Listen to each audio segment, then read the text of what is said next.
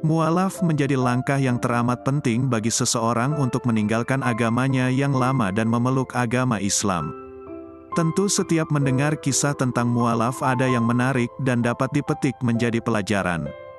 Perjuangan menjadi mualaf tidak mudah, banyak tantangan dari keluarga, lingkungan bahkan bisa saja dari suami atau istri. Kisah mualaf seorang wanita di Medan, Sumatera Utara salah satunya dapat ditarik hikmahnya. Kota Medan dikenal sebagai kota yang keras berbeda dengan kota-kota lainnya. Namun niat Maria Veronica Sinaga untuk menjadi mualaf juga begitu keras. Maria kini menetap di Jakarta, namun pada 2018 di Medan, Maria memutuskan untuk menjadi muslimah.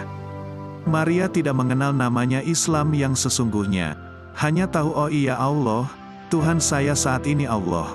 Dari situ mulai belajar, hijrah dari Medan ke Jakarta.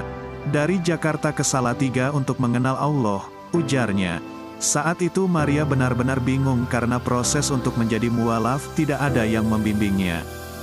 Jadi proses mualaf yang dilakukannya benar-benar dilakukan sendiri. Tapi alasan apa sehingga Maria memutuskan untuk menjadi muslimah? Maria menjelaskan tak lain karena ada perbedaan dari keluarga.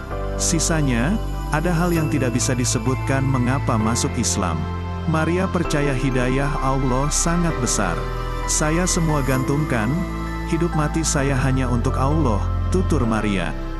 Maria juga menceritakan pengalaman sulit yang pernah dialami saat menjadi mualaf. Ketika mencoba hijrah, Maria masih ingat dia tak dianggap oleh keluarganya lagi. Bahkan Maria juga mengaku dirinya dimasukkan ke rumah sakit jiwa. Masih teringatnya dirinya dianggap gila oleh keluarganya dan dimasukkan ke rumah sakit jiwa. Pekerjaan saya hilang bahkan dijauhkan dari anak, bebernya. Tak tahan dengan kondisi itu, akhirnya Maria yang hanya mengantongi uang yang jumlahnya tak seberapa memutuskan pergi meninggalkan rumah. Namun Maria yakin menjadi mualaf itu memang harus berjuang, berserah, dan bergantung kepada Allah. Maria juga mengungkapkan awalnya dia adalah aktivis keagamaan dan aktif di kelompok remaja itu menyebut. Namun hidayah Allah Ta'ala datang dan Maria pun sembunyi-sembunyi bertekad menjadi mualaf. Namun lama-kelamaan sang ayah tahu, lantas apa yang terjadi? Perdebatan keras terjadi di keluarga. Nah pada hari ke-7 saya diusir dari rumah. Diancam setiap hari, dimasukkan ke rumah sakit jiwa, katanya.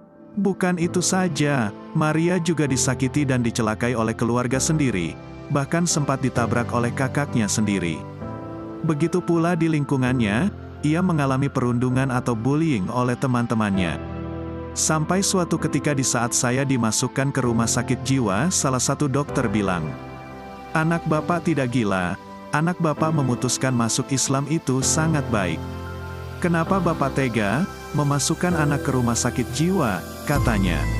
"Harusnya bapak bersyukur, bapak masuk Islam." Di situ papi terkejut masuk rumah sakit jiwa lain lagi. Saya disekap, saya dikasih obat tidur. Sampai saya bilang, "Kenapa kalian enggak bunuh saya sekalian dengan agama saya saat ini?" Saat Maria berkata seperti itu, sang ayah hanya menyebutnya sebagai anak durhaka dan mempertanyakan mengapa memilih agamanya yang sekarang padahal sudah disekolahkan tinggi.